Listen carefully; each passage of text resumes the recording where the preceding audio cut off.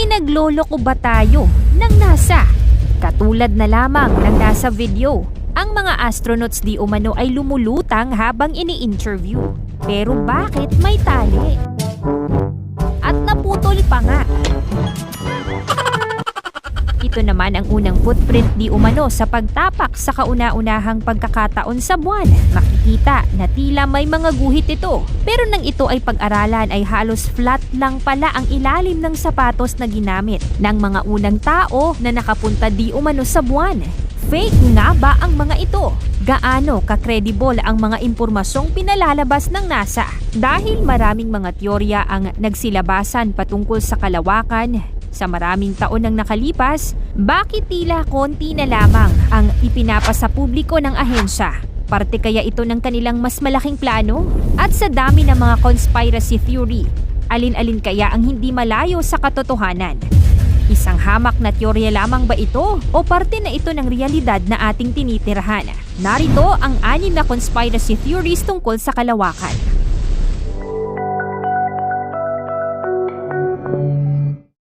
Ang NASA o National Aeronautics and Space Administration ay US government agency na responsable sa pag-aaral sa science and technology na may kaugnayan sa air and space. Si James Hubble, noong January 1, 1925, gamit ang kanyang telescope, nadiskubre nito ang kakaibang gas formation sa langit. Ito ang pinakaunang scientific breakthrough na nagpabago sa pananaw sa kalawakan.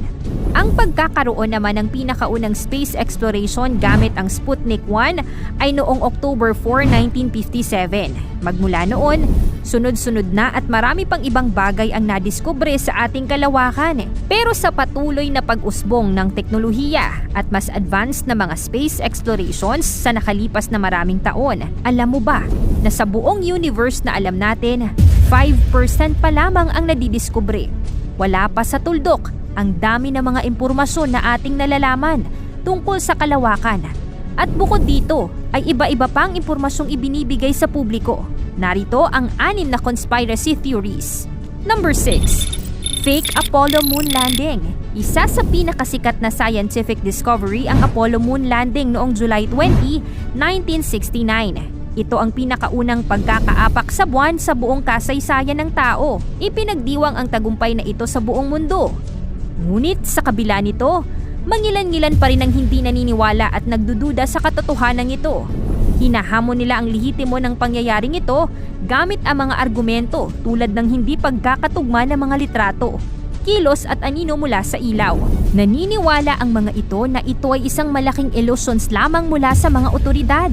Sa kabila nito, matagal nang pinagwalang bisa ng NASA ang mga espekulasyon na ito gamit ang mga ebidensya.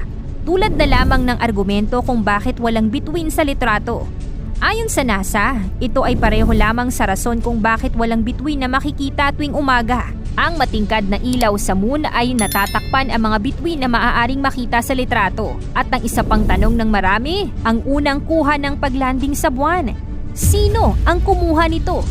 Samantalang wala namang nauna sa Apollo 11 sa buwan. At kahit ang pagbabalik nito sa Earth, sino ang naging videographer ng clip na ito? At wala rin namang naiwang kamera sa buwan. Fake moon landing nga ba ang naganap? Number 5. Peke ang NASA. Sa modernong panahon na ito, may mga tao pa ring naniniwala na peke ang NASA. Sinasabing ang ahensya na ito ay nagpapalaganap lamang ng fake news patungkol sa space exploration. Sinasabi rin nila na ang tanging trabaho lamang ng NASA ay magpalaganap ng mga hindi totoong kwento tulad na lamang ng moon landing. Sinasabi rin na ang mga litrato ng Mars, Pluto at maging ang Earth ay mga computer-generated image or CGI lamang. Matagal nang tinapos ang fake news na ito. Ang NASA ay isang lehitimong ahensya ng USA matapos mapirmahan ang National Aeronautics and Space Act noong 1958. Ginawa ito upang magsaliksik sa loob at labas ng atmosphere ng mundo.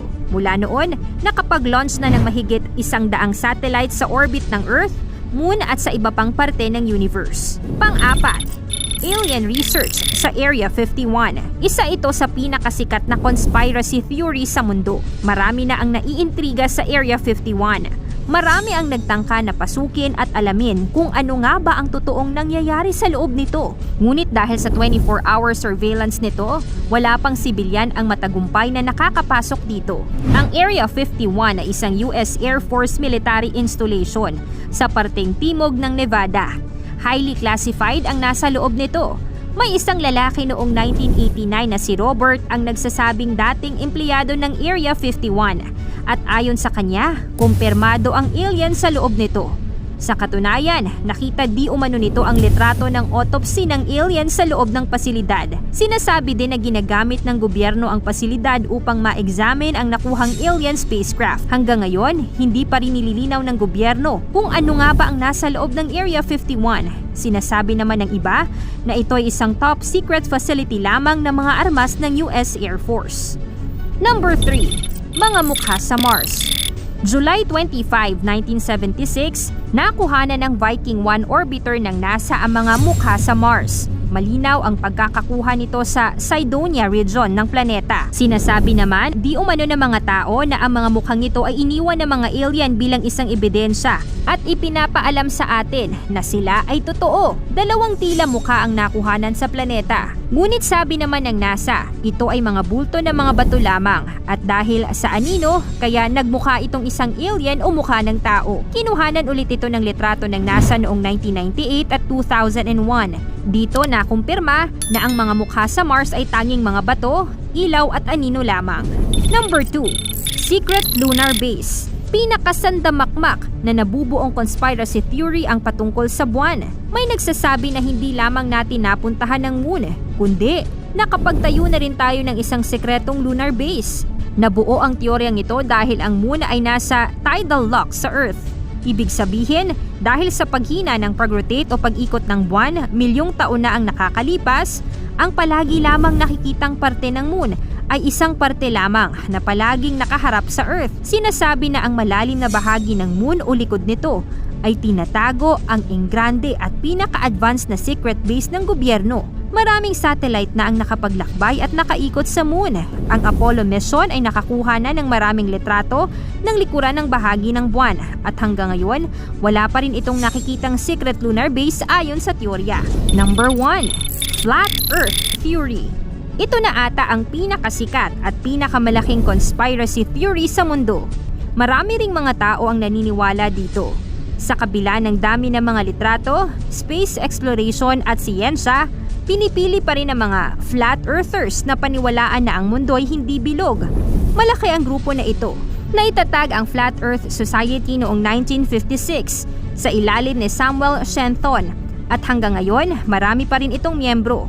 Pinaniniwalaan nila na ang mundo ay isang flat disk na maaaring hugis bilog o parisukat. Ayon sa kanila, dahil sa hindi nila makita gamit ang kanilang mga sariling mata ang bilog na mundo, alam nila na ang mundo ay talagang flat. Maraming mga argumento ang Flat Earth Society. Ngunit sa kabila ng pagsasawalang bisa rito ng mga dalubhasa gamit ang siyensya, mas pinipili pa rin itong hindi maniwala. Totoo na limitado pa lamang ang ating nalalaman. Sa kabila ng patuloy na paglaganap at pag-unlad ng siyensya, kulang pa sa tuldok ang ating nadidiskubre sa laki ng ating kalawakan. Maaaring hindi lahat ng impormasyon ay hindi sa atin sinasabi. Ngunit kung ibigay man ng NASA ang buong katotohanan, handa na kaya tayo sa maaari nating malaman? Ikaw, ano ang sa tingin mo ang totoo at hindi? Ikomento mo naman ito sa ibaba. Paki-like ang ating video at huwag kalimutang i-share sa iba.